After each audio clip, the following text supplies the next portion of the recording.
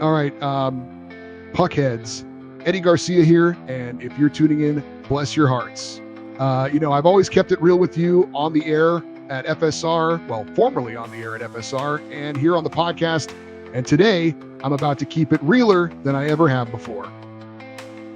The dream I thought I found. For years, you guys heard me on the air, talking hockey, giving you the updates, and yeah, sometimes lamenting about my love life, or lack thereof. I was pushing 40, staring down the barrel of bachelorhood, thinking my shot at a family, at a real connection, had gone wide. And then, like a slap shot from the blue line that finds the back of the net, came Karen. She was everything I thought I wanted. Smart, funny, beautiful. Well, not so much on the beautiful part, but she made it up with her personality. We connected on a level I hadn't experienced before. She was my teammate, my confidante, and yeah, I was a goner, head over heels. When she told me she couldn't have kids, it stung, sure, but I loved her. I told myself, Eddie, this is it. This is your happily ever after. Kids or no kids, she's the one. And for a long time, she was. I loved Karen with all my heart. Still do, in a twisted, gut-wrenching kind of way. We even had our little rituals. At first, I had fun going to her Chargers games with her on Sundays. She was a diehard fan, and I loved seeing her light up. But let's be real, Puckheads, I'm a hockey guy. I don't care about the Chargers. After a while, I got fed up with spending my Sundays watching a team I couldn't care less about. The lies that bind and break. But here's where the ice started to crack, folks. The years went by, and that primal urge, that deep-seated need to be a father, to leave a legacy, not just my hockey takes, but actual little humans, it started gnawing at me. I've worked my tail off, built a life, and yeah, made a few bucks. I wanted someone to share that with, someone to pass it on to, someone to coach, even if it's just from the stands.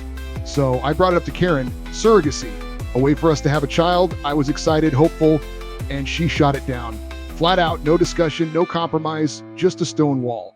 That's when the cracks turned into fissures. I couldn't understand it. We had the means, we had the desire, well, I had the desire, and she just shut it down. That rejection, that refusal to even explore the possibility, it started a slow burn inside me. I started thinking, why? Why was she so vehemently against it? And that's when the little voice, the one I'd ignored for so long, started whispering. Lies. It whispered about the past she never fully shared, the gaps in her story. I was suspicious, real suspicious. Little things. Moments where she'd get quiet, change the subject, a certain look in her eyes when I talk about families. I tried to brush it off, to tell myself I was being paranoid, but that feeling, that gut feeling, it just wouldn't quit. Then, about 6 months ago, the doorbell rang. I opened it, and standing there was a woman I'd never seen before, looking agitated. She looked me dead in the eyes and said, "Is Karen here? I need to speak to her. She owes me money." I was floored. Money? Who are you? And that's when she dropped the bomb. I'm her ex-wife, and we have 2 kids. My world just stopped. My blood ran cold. Ex-wife, kids, Karen. I dragged Karen to the door, demanding answers. She tried to deny it, tried to hide, but the jig was up. The truth, or at least a truth, started to unravel in the most brutal way. She can't have kids. She can't have kids because Karen was born Kenneth. My wife, the woman I poured my heart into, went through a complete sex change operation, living a lie, a secret she kept from me for years. Not just a secret, a fundamental lie about who she was, and by extension, who we were. The can't have kids wasn't a biological limitation. It was a consequence of a past she actively concealed, a past that included a previous marriage and 2 children who apparently now wanted money from their dad.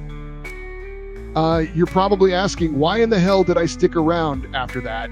Why didn't I just walk right then and there when I found out the woman I loved had been a man for half her life and had a whole secret family? Because Puckheads, Karen stuck with me when my mom passed. My world fell apart when I lost my mom, and Karen was my rock.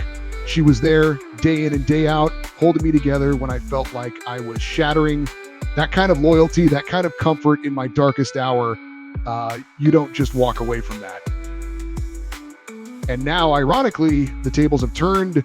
Both of Karen's parents are dying. Yeah, it's a cruel twist of fate, isn't it?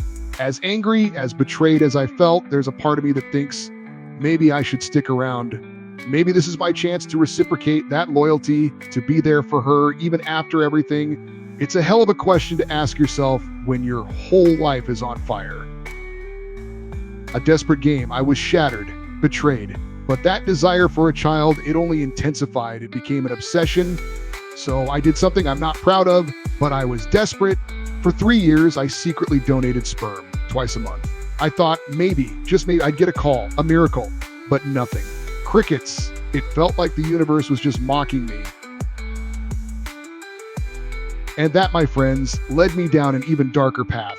A path born of desperation, anger, and a profound sense of loss for the family I thought I'd never have. When Karen went to those Sunday Chargers games, I started going to other places. I started seeking not just companionship, but a chance, any chance, at fatherhood. At first, yeah, I paid for sex, but then something unexpected happened.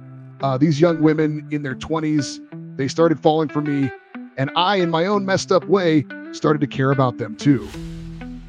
The puck drops on my life, and here's where the bomb drops. The reason I'm no longer on FSR, the reason my life is a Category 5 hurricane right now, I've had marital affairs, not just affairs, folks. I've got 5 lucky young ladies all in their 20s who are pregnant with my children. Yeah, you heard that right, 5. 5 babies on the way. Call it what you want, selfish, reckless, insane, but I'm going to be a dad. Multiple times over. The universe, in its own twisted way, answered my call. Karen found out. As you can imagine, she wasn't too happy. That's the understatement of the century. The silence in our house is deafening, broken only by the occasional eruption. My life as I knew it is over. The marriage, the quiet stability, the carefully constructed facade, it's all in flames. I stand here, a man who just wanted to be a father, a man who was lied to, and a man who made some incredibly desperate choices. I'm about to embark on the wildest, most unpredictable journey of my life. 5 kids, 5 different mothers, and a whole lot of explaining to do. So, puckheads, that's my story. It's messy, it's ugly, and it's far from over. But for the first time in a long time, I feel like I'm actually moving towards something, even if it's straight into the penalty box of life.